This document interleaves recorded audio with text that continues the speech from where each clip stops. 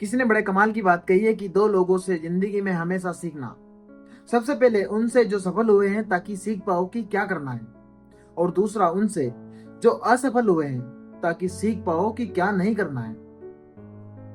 एक छोटी सी कहानी सुनाता हूँ एक गुरुजी की, जिनके एक शिष्य ने उनसे पूछा कि गुरुजी, आज तक हमें पता नहीं चला कि आपके गुरुजी कौन थे, उनके बारे में कुछ बताइए। तो गुरुजी कहने लगे कि बेटा, मेरे तो बहुत गुरु रहे, मैं तो सबसे सीखता आया हूँ, लेकिन चलो तुम्हें कुछ गुरुओं के बारे में बताता हूँ। 3 गुरुओं के बारे में। सबसे पहले जब मैं साधना के दौर में आया था, नया नया तपस्वी बना था, साधु बना था, तो ऐसे ही गांव में से निकल रहा था। शाम का समय था, अंधेरा होने को आया था। तब मैंने देखा कि एक बच्चा हाथ में मोमबत्ती जलाकर उस मोमबत्ती को लेकर मंदिर की तरफ जा रहा था।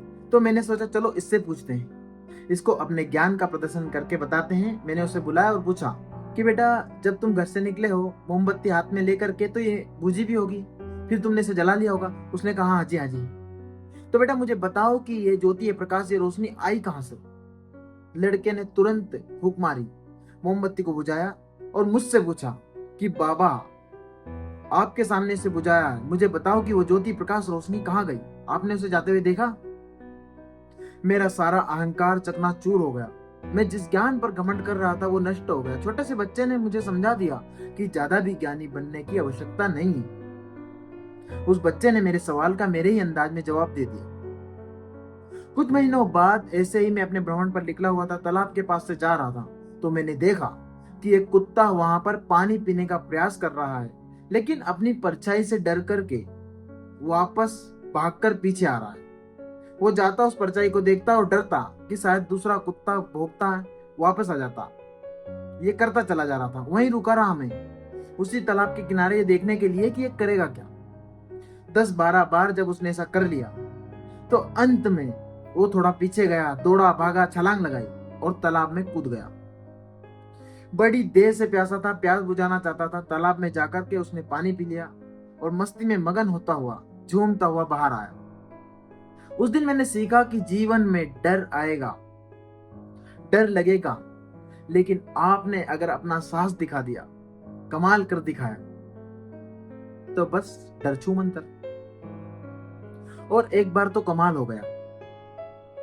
आधी रात्रि का समय था, एक गांव से दूसरे गांव में पहुंचा, क्योंकि मैं भ्रमण करता रहता था। उस गांव में पहुंचा तो परेशान था कि यहाँ किससे पूछूंगा, कौन बताएगा कि मंदिर कहाँ है, कहाँ जाकर के विश्राम करूंगा, कहाँ आसरा मिलेगा।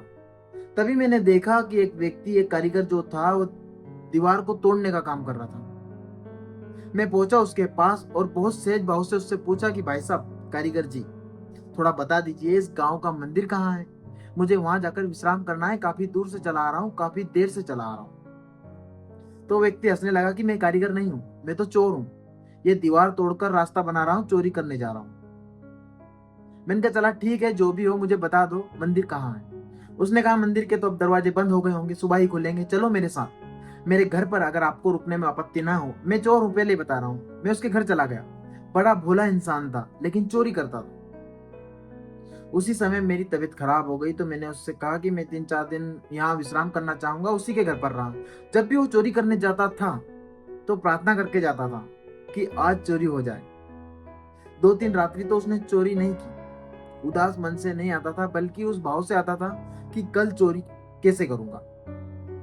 एक रात्रि जब वो आया तो उसने बताया कि उसने सामान चुरा लिया। मैंने उससे कहा कि मैंने तुमसे सीखा है कि निरंतरता से अगर आगे बढ़ा जाए, प्रयास करते रहे, तो जीत मिलेगी, क्योंकि तुम्हें तुम्हारी भूल का प्रायश्चित करना जरूरी है। हट्टे कट्टे नौजवान हो, चोरी करते हो, गलत बात है।